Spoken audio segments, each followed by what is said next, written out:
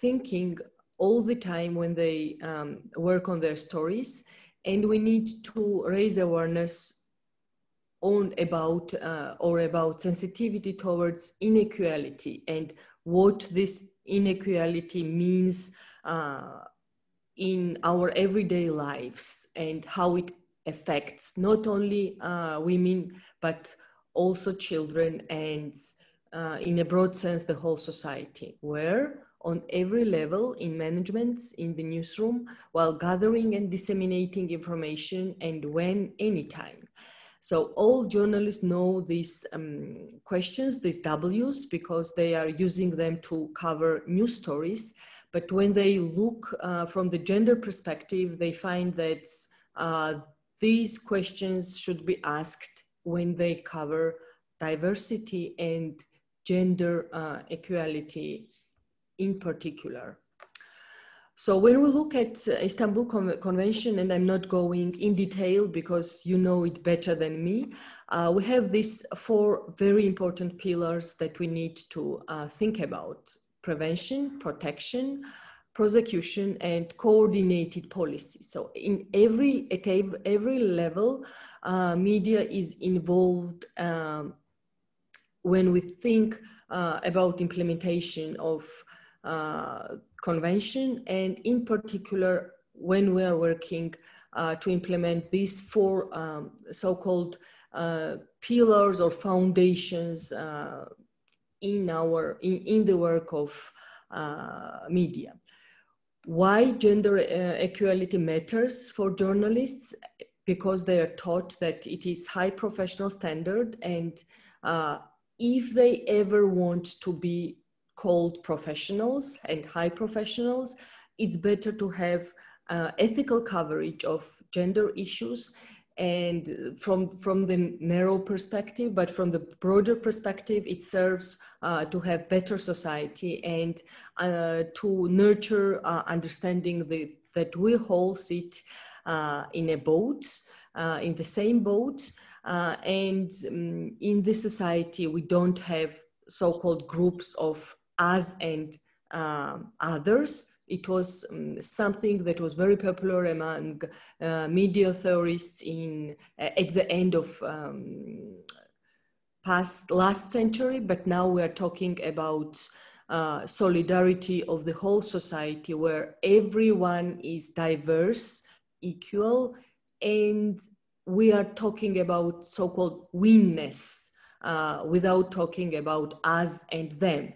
However, we do appreciate diversity, and we do appreciate the notion that we do not look like each other or think like each other. How? By selecting issues and sources and avoiding stereotypes. And this is something that journalists often are surprised when they have to think about how they are selecting sources or even issues. Because what comes to their mind is that they select sources who are public, who are popular, and who they see maybe on their own channel or other channels. And in most of the times, these are men, not women.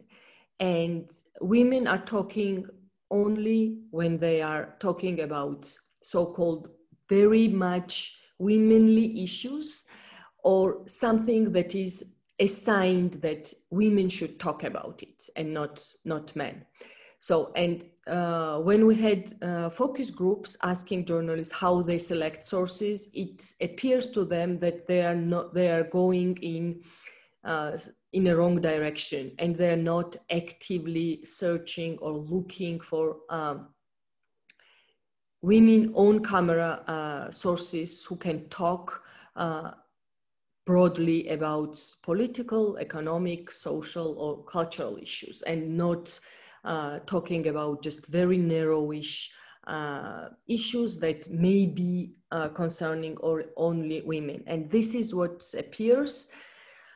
What they cover mostly in stories there is a male character, you see it in red, and who is an expert. Again, male character is an expert. And this is something that was disturbing even for journalists, because they were not thinking about it before asking them directly the questions which were more gender sensitive, so-called. So we have in place media laws, law on broadcasting, and in particular, Article 16 says that especially Georgian public broadcaster is obliged to provide a full account of ethnic, cultural, language, religious, age, and gender diversity of the whole population in its programming. So if you look from the perspective of media laws, gender, together with other issues like ethnicity or cultural background or language, is said that is essential to cover and to address when the media is working about stories, what they want to cover and to address in our society. We do have program restrictions. For instance, Article 56 is saying that any kind of programs intending to abuse or discriminate against any person or group on the basis of disability, ethnic origin, religion, opinion, gender, sexual orientation, or on the basis of any other feature or status, or which are intending to highlight this feature or status, are prohibited, except when this is necessary due to the content of a program and when it is targeted to illustrate existing hatred. And why this law is important? Because sometimes when we do talk about far-right groups and we have them on air, there is sort of agreement among media practitioners and many civil society organization representatives who work on gender equality that they should be invited because we have freedom of expression. However, they should be stopped whenever they try to use or use stereotypes or be aggressive towards women or any human being based on their gender, sexual orientation, religion, or ethnicity. And mostly they use gender background and gender identity in order to be aggressive to their opponent. The host of the program has to stop him, call the name, what they're saying, or say it is homophobia or any other kind of phobia and unethical expression, in order to explain to the audience why it is not allowed on air. So the ethics is mild when we talk about print media, because then editor and journalist is obliged to filter the expression, not use it at all, or just publish and say that this is something intolerable for ethical media. So this is why this law is, sorry? Okay, I forgot to say that you can definitely stop me anytime and comment on, if you want to comment on anything, or maybe you want to ask a question to go in detail at the topic that we're talking right now. So you can stop me any minutes and comment on whatever you are hearing and share your opinion on that.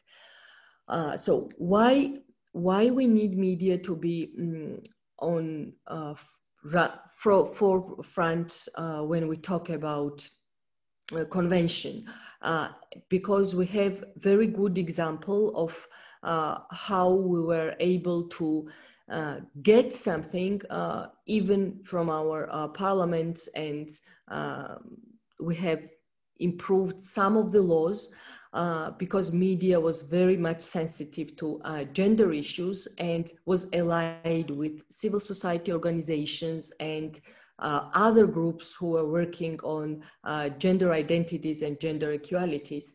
And somehow it helped public to understand what was going on and why the issue was that much important.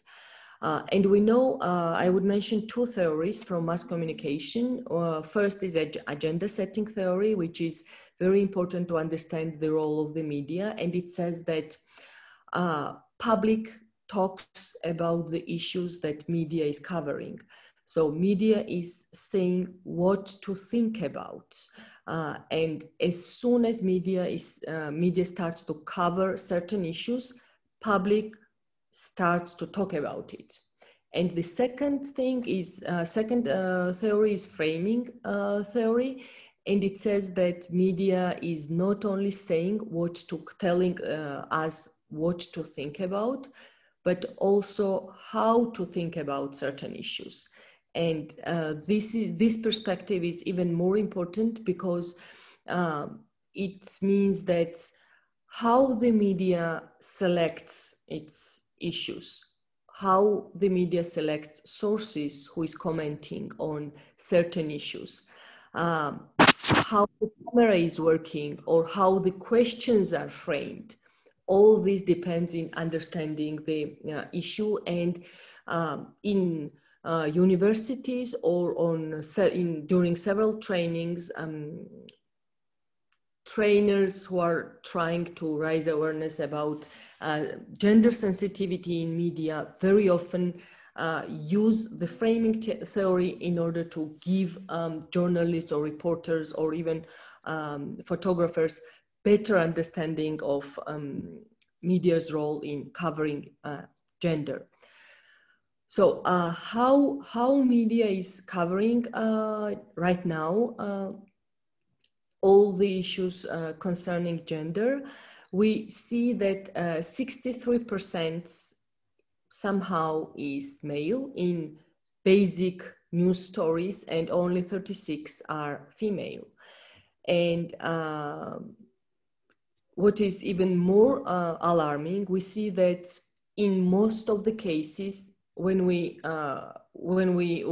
media wants to invite an expert, this expert is male, and you have all male guests during the talk shows, and women sources are an exception. Even when we see that in our political scene, women can be more active, and they are more active, not only during our parliamentary sessions, but even during protests. And it was very interesting observation to me that during the protest, when that took place before the parliamentary elections demanding a proportional system,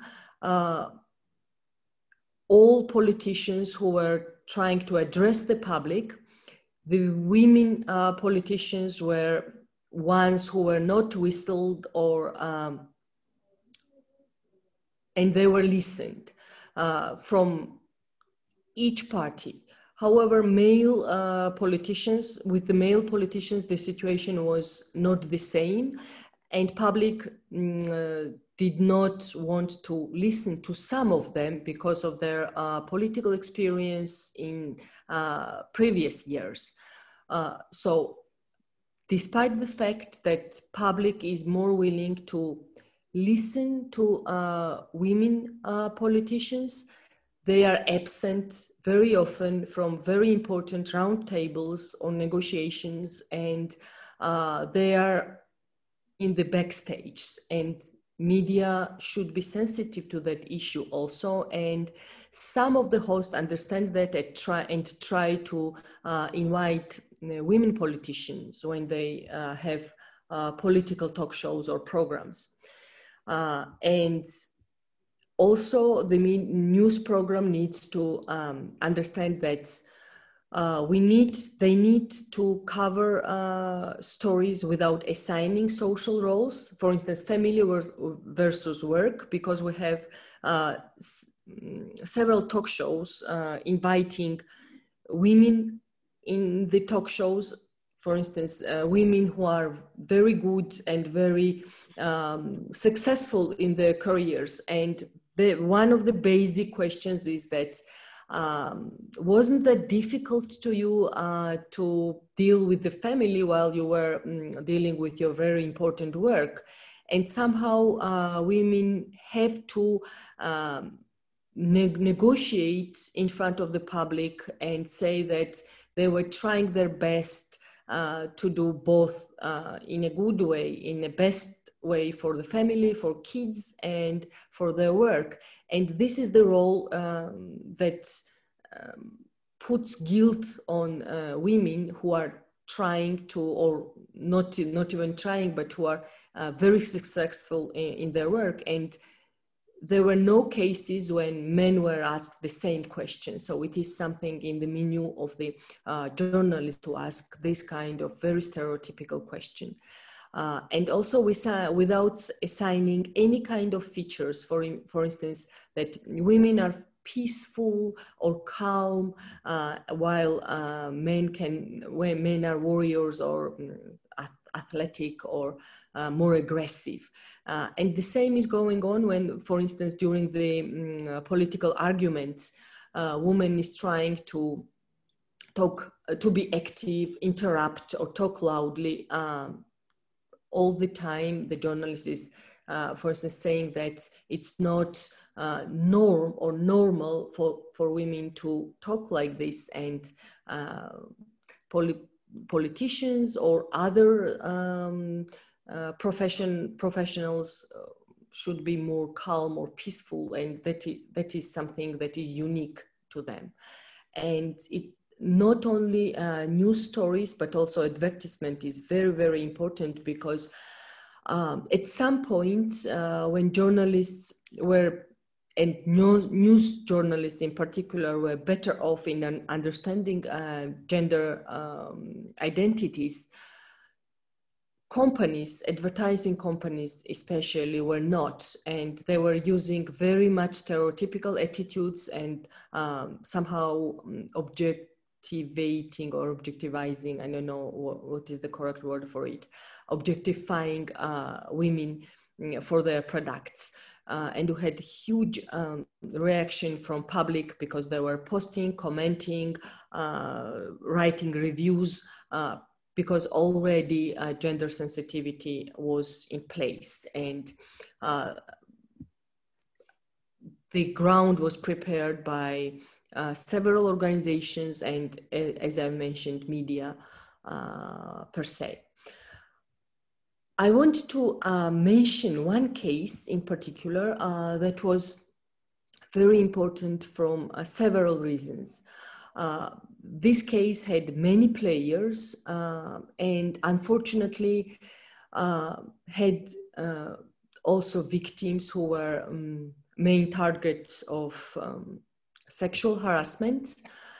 But because civil society organizations, including women movements, including public defender's office and media, and all these organizations work together, including even Gender Equality Council of the Parliament, today we have better situation in Georgia regarding sexual harassment.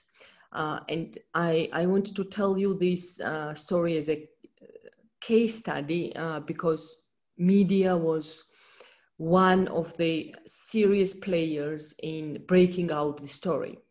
So what happened? It was the case when Georgian public broadcaster, and as I've mentioned, in all countries and in Georgia too, Georgian public broadcaster is obliged to cover gender diversity and reflect the whole diversity of the Georgian society, right?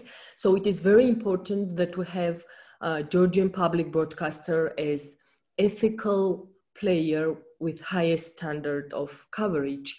And if we cannot oblige the private broadcasters the same, we do have say to public broadcaster, right?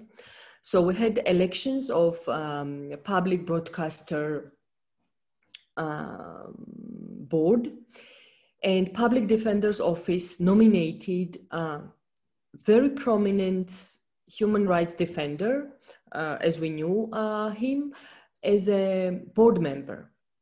And so we have the Facebook group that was established by several women after very, very,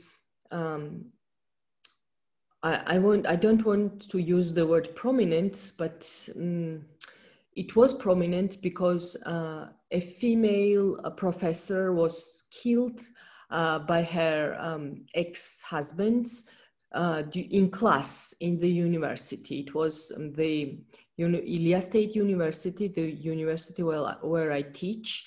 It is located in the center of Tbilisi, and it was the case when we had, before this femicide, we had several others happening in regions of Georgia and even Tbilisi, and somehow it was accumulated when it happened in Ilia State University in the classroom. And especially when this woman had called police and asked to intervene. And police couldn't help her. University was unable to prevent femicide. And when this happened, many Georgian women were in front of this fact that they should do something because the government institutions failed and something should be done. So many women just connected, and they found this Facebook group where they started to share their comments or opinions, or started to provide even legal advisement to those who were in need. So when this guy was nominated as Public Defender's board member, in this Facebook group, some women started to post their concerns by saying that now it's time to speak up. And they need to talk about this guy and ask themselves how it happens that this guy is still very prominent human rights defender, and especially he's active on women rights issues. And in the group, there are many journalists, and we call them journalists who are friends with organizations who are working on gender issues, and also Georgian women movements. And this was at first very much confidential, and girls and women were telling their stories of sexual harassment, and in all those stories, this one guy was involved. So it happened so that the whole night, this group was active, and girls were posting their stories, commenting on them, and journalists were trying to interview them. And in the morning from that day, 3 online media organizations who are highly ethical and professional, they published stories where these women were involved, and the stories all were anonymous. Not the stories, but sources in the stories were anonymous because women did not want to identify themselves, because some of them had already families and they did not want their husbands to be involved in that. Some of them were working and they did not want to make public their names. So it appeared that journalists went with that, and the stories were published. The same day, Public Defender's Office canceled nomination, and all other media started to follow the story and try to cover the story. After that, we found out that I'm mentioning and implying some of the women involved in women movements. However, other civil society organizations do know that we did not have any laws addressing sexual harassment, and they were closely working on the issue with the Parliament's Gender Equality Council. So when this story breaks out, it was full ground for them to lobby the law. So the work was somehow broadened in multiple directions. First, media was trying to address the issue. The second, civil society organizations starting actively advocating for the law on sexual harassment. Public Defender's Office calls all the women who were involved in the case of this kind of sexual harassment, meet her and talk about their experiences or practice. And media, again, without publicizing names of the female, were covering the stories. And the stories came one by one, and public was very much following what was going on and what was happening. And finally, I don't know exactly, but it was, we need a year to get a law. And we had an amendment of the organic law of Georgia, especially Labor Code of Georgia, and draft amendments to related laws. And now sexual harassment is punishable, and we have court cases already where women apply to courts and they win. So this was the case when, which was broke by journalists, reporters, and they were backing civil society organizations and activists who were trying to talk to the parliaments of Georgia and advocating the law. And now the situation improves because of that, because of this, as you see, somehow very much holistic approach to the problem. Because on one hand, we had allies in the parliaments, and in most of the cases, the initiators of the law, of the amendment, were women who understood what was going on and why the law was important. However, in 2006, when we're talking about domestic violence, parliament members were laughing at women presenter of the law because it was far away from them, and they did not understand the whole, because it was normal. It was normal that if men thought that women was misbehaving herself, she should be punished somehow, scolded or even physically abused. And it was thought that it was domestic, let's say domestic issue. And everyone who was trying to talk about it publicly was a bad wife or a bad mother, because she took this problem outside of her family. So now I think that situation is changing, and again is changing not overnight, but because several years of hard work of all women who were trying to raise awareness and make women's rights popular in this country, which is very much male-centered and patriarchal. And also the younger generation now understands that it is important to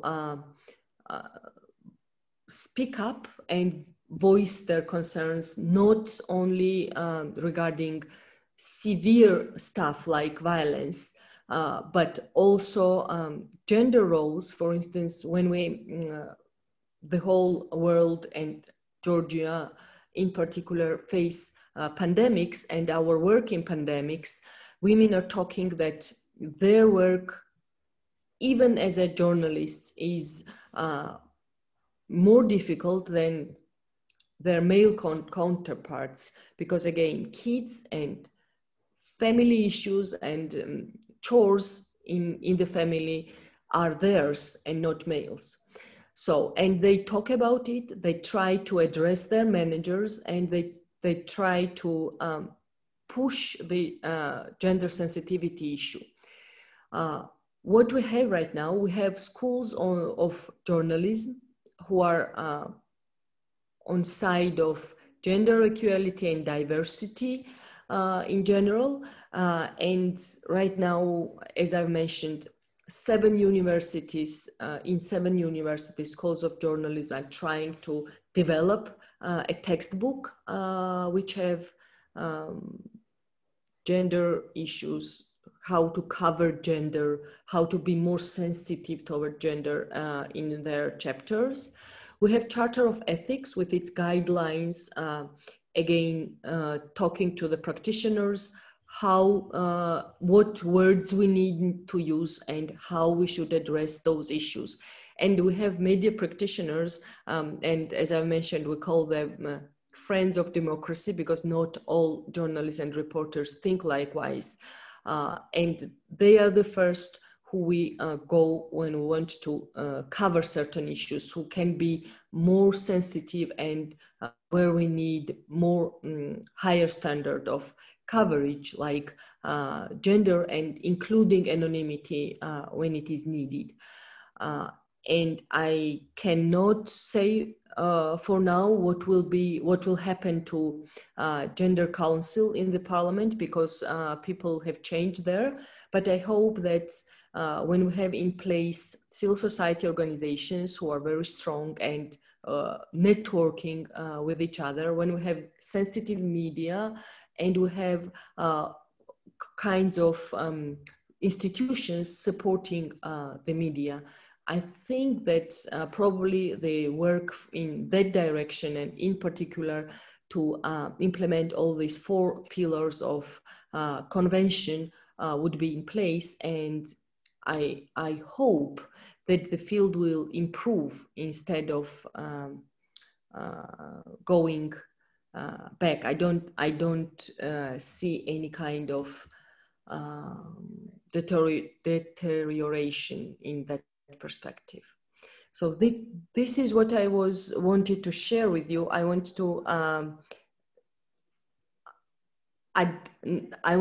ask you some questions. If something like that is happening in your countries, where you see that the media is playing or played already a positive role, or if there were cases when it was on the contrary, because in some cases in Georgia, when we have not right coverage of gender, we have then interaction and comments on social media, especially social media pages that foster hate speech, and we don't know right now how to prevent that, because we have several initiatives. For instance, one is to filter when the moderator is trying to filter social media forums. But again, here we are thinking about freedom of speech and expression, and we don't have an approach that is common for everyone.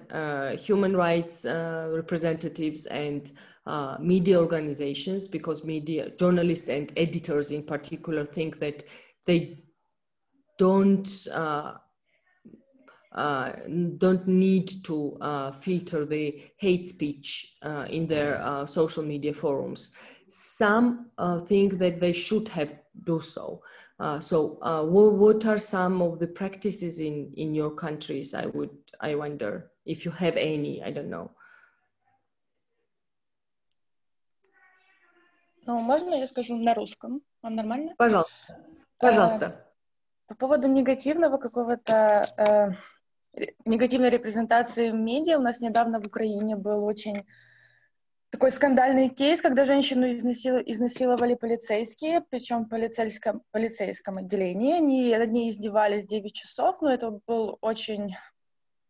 Это и есть сейчас очень как бы скандальная ситуация. И медиа, когда говорили об этом, они они опубликовали фотографии этой женщины, они опубликовали фотографии ребенка этой женщины, ее персональные данные, они опросили всех ее знакомых на работе, как хорошая ли она мать, есть ли у ребенка прививки, вакцирован ли он, то есть всякую вот такую вот ее характеристику сложили, и это все буквально через несколько дней облетела весь интернет, по сути, и когда поднялся скандал, некоторые убрали эту информацию, но она уже вытекла, по сути, то есть без любого согласия этой женщины, то есть это все публиковалось. А дальше было даже еще хуже, потому что некоторые журналисты буквально ее преследовали.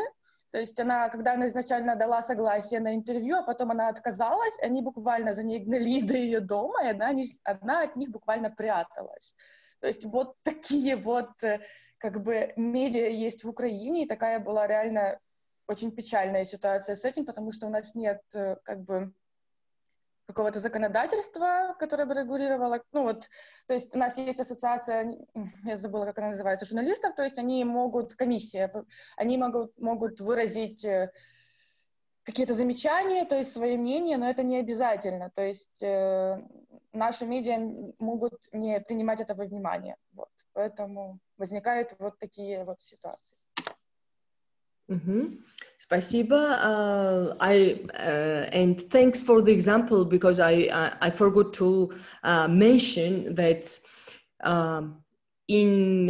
very often in cases of Georgia, when they're covering femicide, for instance, journalists, they're trying to talk with neighbors and ask questions like, does the woman have another interest in men, not her husband?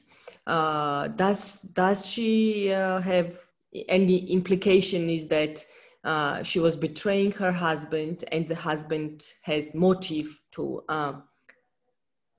kill her? So, and this is very strictly prohibited by Charter of Ethics of Georgian journalists. And as you've mentioned, Yarina, as in Ukraine, in Georgia too, it's not a law, it's a Charter of Ethics, but it is important to understand that we cannot include all these kind of types in law because it is regarding not regulation of media, but self-regulation of media. So the only thing is to somehow help the media to improve its quality and not make it punishable by the government or any kind of regulators, because especially in countries like ours, that when we do not have checks and balances in places, the governments can use all kinds of laws in order to regulate content of the media in their own political interests. So that is why it is very much appreciated that they do not put all this stuff in media laws. However, we need to strengthen self-regulation institutions. And this is only happening if people like us or like audiences try to appeal to them and try to make the journalists look not good when they're not covering gender-sensitive issues in a proper way. So this is very, very common mistake. I would say mistake still, however, we can use more bold word for it.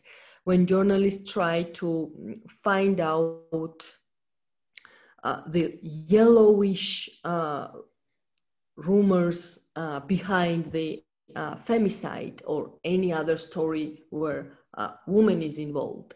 And this is something that is very much discussed in Georgia, not only among media practitioners, but also among Georgian activists and civil society organizations working on gender issues. And we have in the one more issue right now, that Georgian political talk shows, and I don't think that Georgia is an exception from this perspective. This is something concerning the world media and also Georgia too, that hosts of not political but entertainment talk shows or societal talk shows, they try to invite sources who are very bold, who are using expressions that are strong and very radical, and they invite the sources to talk about gender and about equality and tolerance and social roles, etc., etc. And at some point, civil society organizations and activists stop appearing in those kind of talk shows, saying that these are not platforms for discussing serious issues or addressing serious issues, but this is something like circus in order to entertain the public. And when we talk about gender and in general diversity issues, we do not want to play the circus in front of the audiences, but we want to discuss the issues.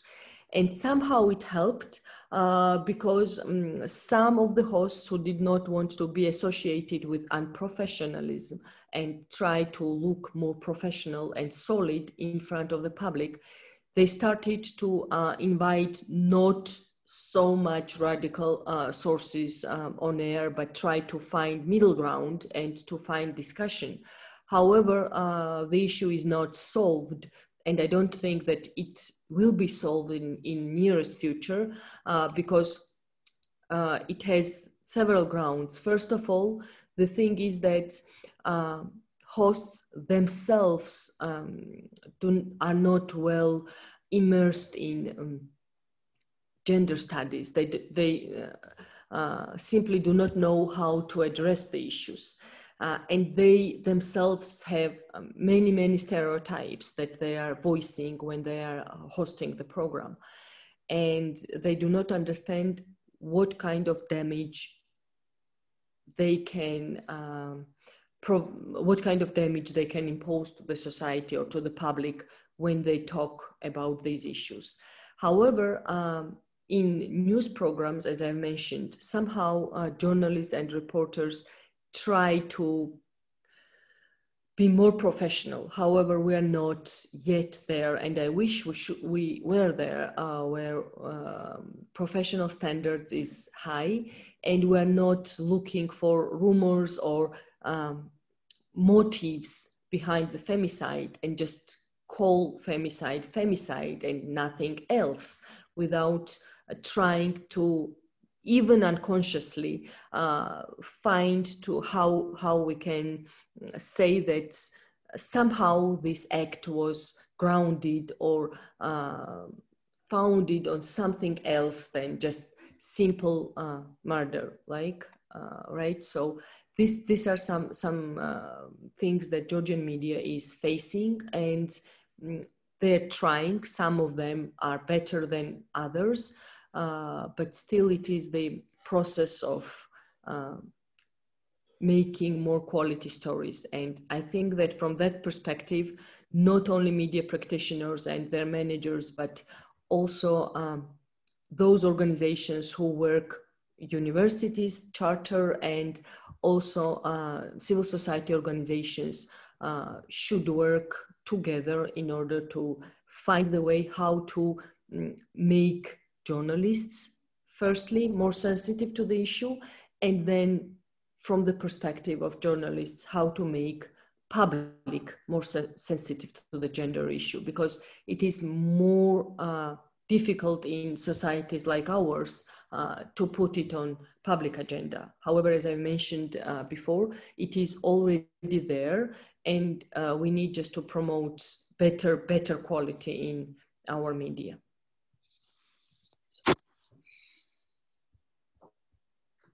Any questions that you want to address regarding maybe Georgia, or again provide any examples? We talk about, Yarina talked about Ukrainian example of bad example when media was trying to identify personal information, but maybe there are some cases when positive cases that we could share and talk about how media was involved positively in solving a problem, or maybe covering it with high quality of standard, even involving anonymity or professional coverage of the issues that's made, I don't know, law enforcement organizations to solve the problem.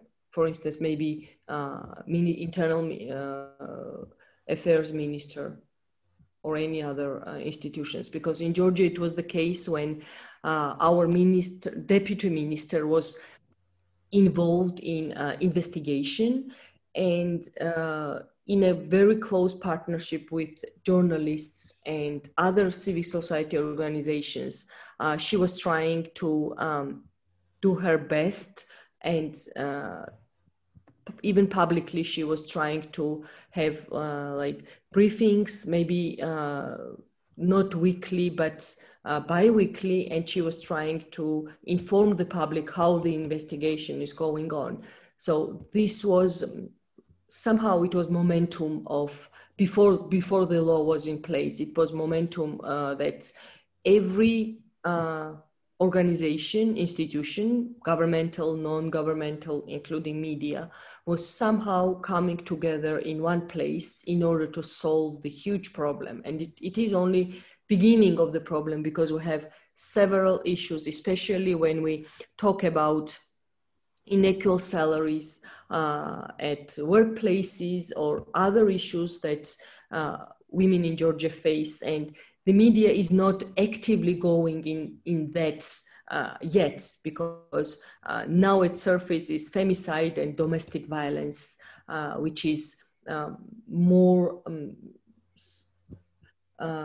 not hot, but somehow more demanded to cover. And the result of this coverage is that in some cases, harassments, men are afraid to harass women because they know that it can go public. And some maybe families also try to not let their young girl marry, because again, this was the case that media was following very, very closely. And we have law that is prohibiting marriage under 16. And this is another topic which was very closely followed by media organizations. And I think the coverage was successful because private personal information was not disclosed in many, many cases. And police officers were also very much involved in finding out, not finding out, but solving the case and returning young girls to their families, together again with very close cooperation with public defender's office and activists who were following the cases and trying to put the issue on the agenda, public agenda. Where do you, I don't know, Yarina, I can't see all participants. Do you have any cases where media coverage was a good example of solving the problem, or prompted something, maybe not law initiation, but any other good developments in public or any other direction? Я могу привести пример. Спасибо большое, Нино, за очень интересную и полезную презентацию. Действительно интересно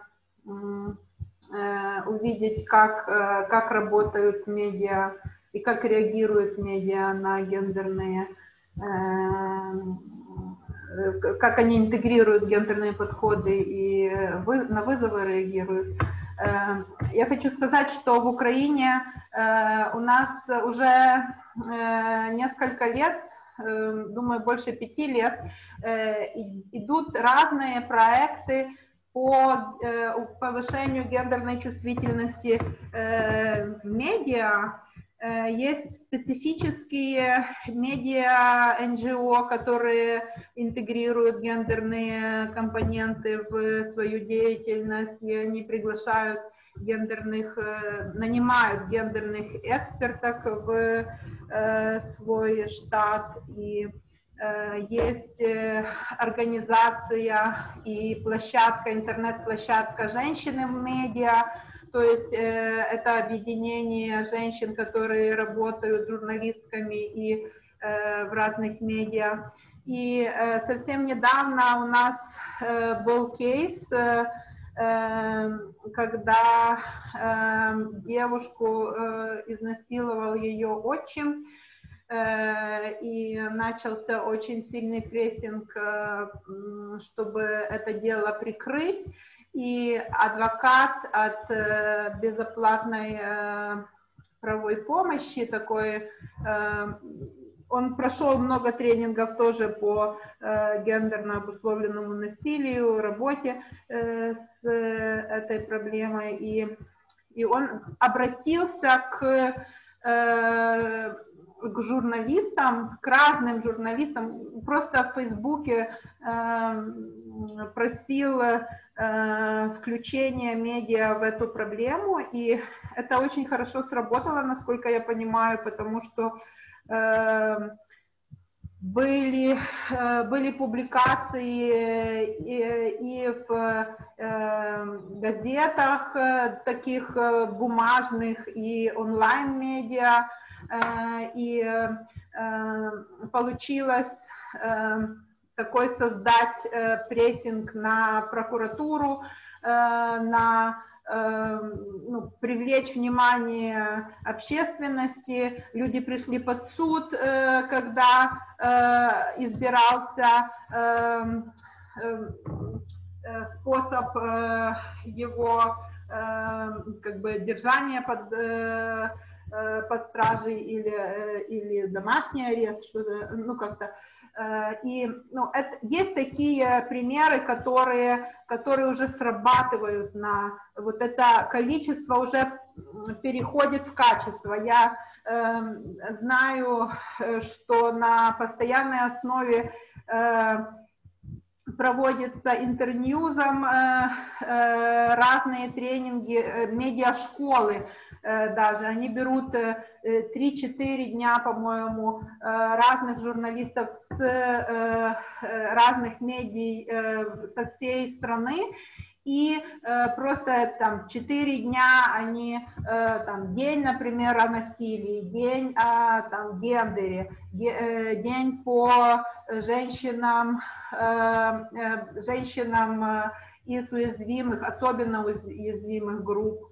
То есть они приглашают экспертов, которые работают с этим на поле, скажем так, и с науки, докторов наук, исследовательниц, и эти медиа журналисты и журналистки потом очень хорошо имеют базу данных, экспертную базу данных, которые комментируют, которые дают интервью, которые хорошо. После этих медиашкол я наблюдаю хорошую динамику в качестве журналистики, потому что раньше, конечно, было очень много таких примеров, которые вы наводили, и сейчас тоже иногда проскакивает, конечно, но больше и больше таких глубоких уже материалов, и, конечно, то, что я знаю, что этим очень много занимается Богдана Стельмах, у нас такая есть активистка, она возглавляет Луцкий пресс-клуб, и она собирает вот эти медиашколы уже, ну, больше года точно, и поэтому я вижу, что это количество уже переходит в качество, поэтому есть подвижки, конечно. Thank you very much, and very, very interesting that the point you mentioned, that at some point the amount of addressing the issue, the amount of workshops can start to become a quality, right? So at first place, we need to have many workshops or trainings or lectures where people can talk about the issues, and then this amount can become the quality, because this was the case in Georgia, especially because for many years women were talking about the issues, even including media coverage, but it was let's say sporadic. It was not strategic. It was not strategic communication to media. And at some point, this amount became the quality of coverage. And what was even more important, it was here, and I like this slide, that for most of history, Anonymous was a woman, right?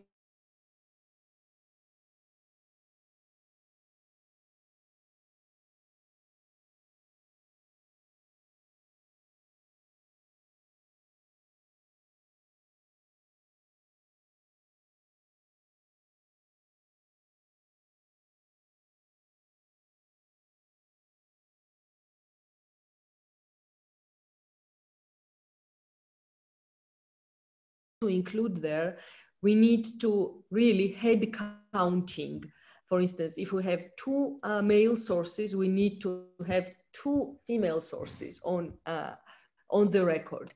And at some point, it was very artificial for journalists, and they were saying that, come on, this very technical, and who needs this kind of balance? And we don't have many women who can talk about, for instance, economics, or even conflicts that unfortunately are very severe time to time in the region.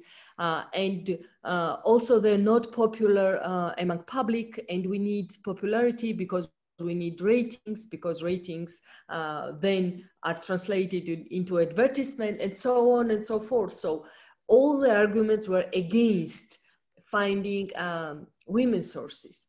But then when it became mandatory, and it is very important that managers, like on the managerial level, managers and producers to be on the side of civil society organizations who are addressing gender issues. And this, I think, not only from the perspective of media, but also from the perspective of communication offices of civil society organizations who are working on gender, should be included to talk with media about and trying to raise their sensitivity. I know that it is a huge amount of work, and when an organization is working in particular in one direction, trying to address violence or inequality or other topics connected with gender, there is very less time left for media organizations and to work with media organizations. But somehow we have to include this issue in our strategic communication with media and cover the issue.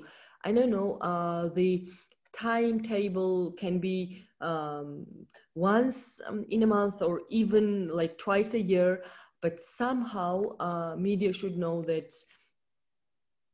if they have questions concerning gender, they could come to your organization and talk to your representative in order to solve the question or solve the problem they are addressing. And when we start to talk even this kind of technical head counting, somehow this technical head counting then translates into quality, because they themselves see that it is possible, that women sources can talk and somehow, sometimes, and often they're smarter, and they can be brilliant speakers. And novelty is also very good for media organizations, because some of the male speakers that Georgian public knows come from years, 30 and more years, and new sources are very important, and even give them more ratings as they wish. So when we try to sell to media what they are looking for, then I think that it can be strategic communication, can be not better, but can cause some kind of results. So everything is starting from providing them very strict rules, how to deal with the problem that they are facing, and provide sources who are qualified and can talk about the issues. This can be women lawyers, women covering and working in the field of economics. And I'm sure that, like Georgia, in all your countries, we do have many women who are working in several spheres, but who are silenced and who are not heard well, because their colleagues, men, they can be more aggressive and more prominent to media. And we should start somehow promoting these women and make them visible. As soon as they are visible, then the problem starts melting somehow, because then public sees them on air and also sees that women can set agenda for public. And this is something that our countries, I think, are struggling with, because now we have male-oriented and male-dominated maybe not world, but definitely our countries. So this is the place where we should make, firstly, them visible, and media can be our ally from that perspective. And then we should just provide them with very high ethical standards, not only how to address general news, but how to make news gender sensitive. And we have lots of guidelines internationally and locally that I think we can and should share between our countries. And from that perspective, convention, not only from the perspective of certain country or single country, but also from the perspective of the region, should encourage or could encourage networking. So if you think that Georgia is having anything from the perspective of media, gender in media, or how media can be more gender sensitive, for instance, from the perspective of guidelines that we have in our Charter of Ethics, or even the textbook, I think that I'm willing to share with you, and maybe you can use it if you need it for your media organizations or journalists, if you think it can be helpful. It will be great if we will share with each other materials. Can I ask? Yes, Irina.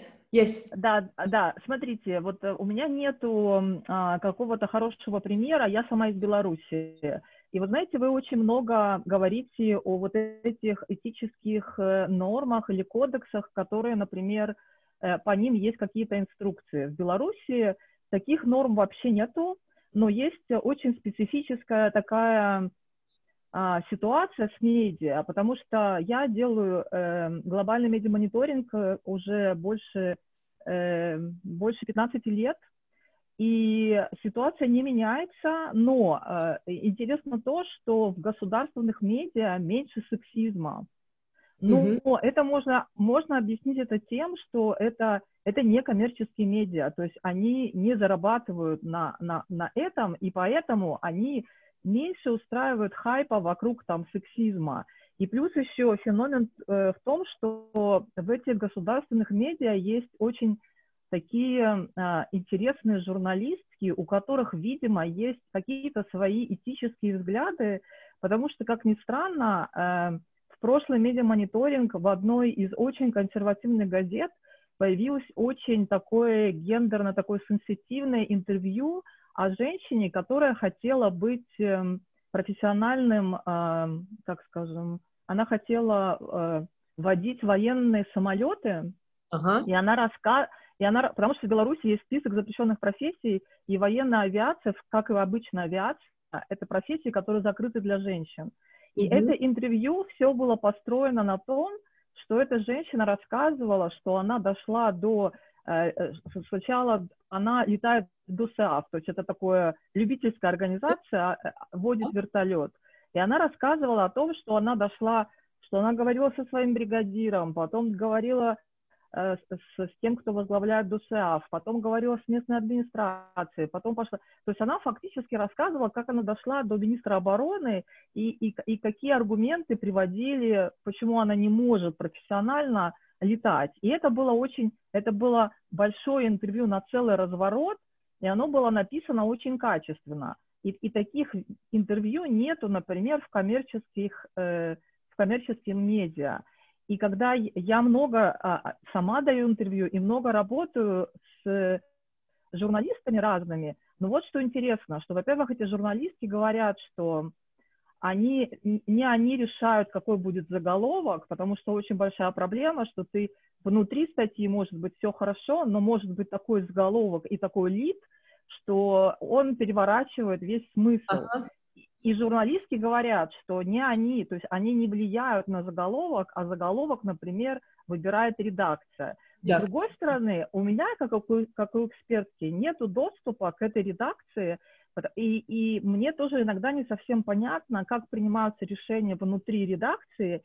И опять же, у нас, например, Радио Свобода, это достаточно, то есть у них бывают очень сексистские такие тексты, и когда я пишу, например, главреду, что вы себе позволяете, он мне отвечает в духе, что, знаете, вы же не журналистка, так вот нечего, с чужим уставом в наш монастырь. А я ему присылаю ссылки, например, на какие-то европейские этические кодексы для журналистов и говорю ему, что вообще-то это базовые международные стандарты, на что он мне говорит, а кто вы такая, чтобы мне указывать. И это такой... то есть здесь невозможен диалог, потому что моя экспертиза Радио Свобода нужна только, например, в каких-то там, у нас есть такой там, только женщины, то есть такая серия, вот там, они меня зовут, но в целом, вот редакция, то есть те, кто стратегию разрабатывают для Радио Свободы, они вообще очень нечувствительны в плане этических норм. И мне уже несколько раз предлагали просто взять и нажаловаться на местную, потому что это глобальная структура, можно нажаловаться там на то, кто присматривает. Но просто у меня это занимает очень много сил в том смысле, что а почему я должна, я написала там, что вы себе позволяете, почему вы такие сексистские тексты публикуете, но с другой стороны, это какая-то немножко абсурдная ситуация, потому что в этом смысле какой-нибудь там советская Беларусь ведет себя более этически, чем, так скажем, демократический американский проект под названием «Радио Свобода», но с локальными особенностями в Беларуси. И это какая-то очень специфическая ситуация. Да, я бы сказала, печальная немножко история, потому что, как правило, да, вот не все коммерческие, конечно, СМИ, но Радио Свобода — это как-то медиа, для которой важна профессиональность. Так что вы опередили меня, когда сказали, что многие посоветовали жаловаться в head-office, но я думаю, что в этом случае как-то специфический редактор у вашей организации, потому что да, это не то, что каждая страна, конечно, каждая страна может и больше, более того, очень часто каждая СМИ разрабатывает собственный кодекс. потому что вот есть СМИ, для которых какой-то фокус более важен, чем другой. И они вот как-то подготавливают своих репортеров, журналистов и говорят, что вот это для нас очень важно. Так что, тем более, когда касается страны, если у вас есть хартия этики журналистской, тогда у вас, конечно, будут и принципы хартии, но вообще-то это не локальные принципы, как вы уже сказали, это очень как-то basics, да, когда как не надо дискриминировать в связи с гендером или какими-то другим статусом или качествами человека. Так что, да, вы правы, когда вы сказали, что, может быть, легче с этим справляться правительственным СМИ, потому что они не гонятся за рейтинг. И как мы наблюдаем, в принципе, все эти и стереотипы, и остальные как бы нарушения этики, это все выходит из-за того, что СМИ гонятся за рейтинг. Они берут очень такие персональные вещи и публикуют эти персональные вещи, потому что human stories как-то легче продаются для публики. И тем более, если это касается женщины. И если это касается женщины, которая посмела и пошла против или же воли своего мужа, или же воли общества, которое как-то дефинировало ее роль. И вот поэтому у них так получается, что они нарушают вот эти этические правила, так сказать. И в вашем случае, может быть, как раз это и повлияло на то, что правительственные СМИ более как бы аккуратно и лучше освещают эти вещи. Просто я не могу сравнить или сказать какой-нибудь Пример, да, извините, пример грузинский, потому что у нас нету государственных СМИ. У нас вот так получилось, что у нас есть СМИ, которые более демократичны и которые допускают огромные ошибки, когда они когда они освещают гендер и когда они освещают вещи или сюжеты, касающиеся женщин. И у нас есть СМИ, которые вот, как я когда посмотрела какой у вас на расписании, вы, конечно, коснулись этих тем, где у нас радикальные правые организации, у них есть свои СМИ, и они там просто это делают нарочно. Не потому, что они не знают, что правильно и что плохо. Они делают это нарочно, потому что они думают, что да, женщина – это второстепенный член общества, которую надо уважать, конечно. Но это уважение они как-то чувствуют или мыслят об этом по-другому, совершенно по-другому, иначе, чем остальное демократическое общество. Но то, что как-то в Грузии удалось, чтобы вот профессиональность СМИ как раз по вещам гендера, это важно, и профессиональное общество как-то согласно с этим. Я думаю, что как-то это поможет нам идти вперед, потому что до этого было немножко по-другому, потому что у нас понятие вообще гендера было неважным. И, конечно, медиа тоже это не понимала, и публика, вот когда мы делали общественные вопросы, да, где-то, просто боюсь ошибиться, но большинство опрошенных говорило, что это нормально, когда бьют женщину, например. И что еще более серьезно, женщины говорили, что это нормально. Потому что если женщина себя ведет нехорошо, то надо ее как-то наказать. И вот я не знаю, уже долго не проводились такие опросы, но я думаю, что немножко уже, наверное, поменялась обстановка. И поменялась обстановка, потому что вот медиа начала освещать тему лучше, более профессионально и чаще.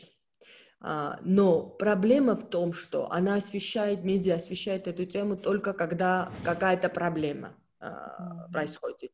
Или фемицид, или другое что-то, domestic violence, for instance.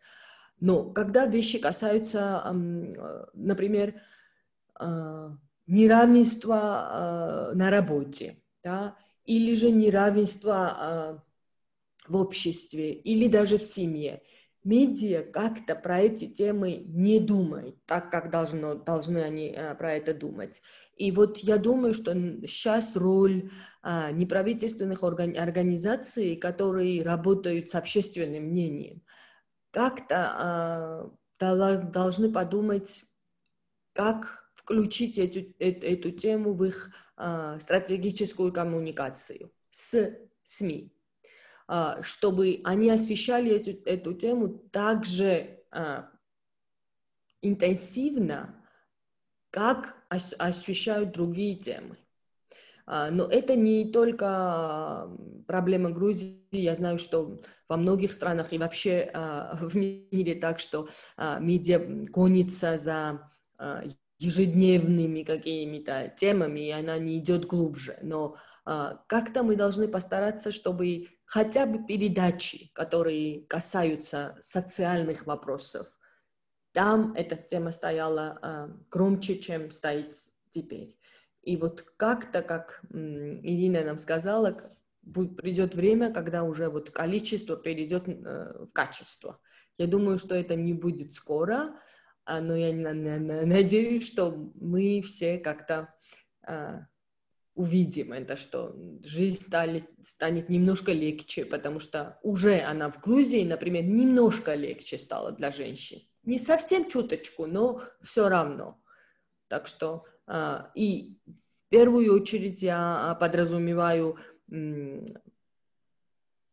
laws, я не знаю, как это сказать по-русски, законы, касающиеся женщин, и то, что общество стало об этом думать. Потому что до этого мы об этом думало не общество, а индивиды, которые волновались и которые думали про эти темы. А сейчас уже как-то общество и большее количество людей стало задавать вопросы и стало как-то questioning existing social roles. А до этого не было просто. Так что я думаю, это то, о чем я хотела с вами как-то поделиться. Я не знаю,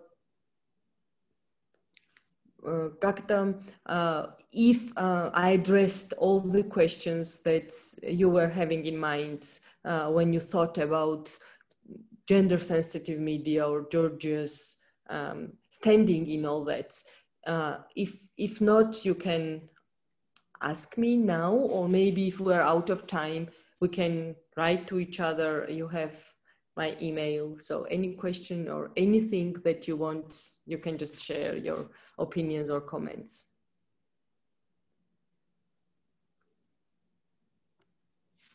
I just want to say that it was very good to have you, and it was very informative, and you answered most of questions what I think are important to be reviewed in this. If other colleagues have questions, we will share your email with them for sure. And hope that in our future regional network, and especially of network of media organizations and regional communication, you will be involved and take active part. So thanks a lot. Thank you. Thank you very much for participation, and thanks organizers for having this, I think, very important project launched, because when we share our experiences and we have 1 more hour thoughts about gender and how it interplays with other issues, I think we are tiny step forward in thinking about it. So thanks a lot. Bye.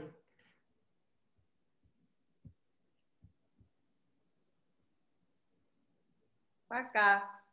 Пока.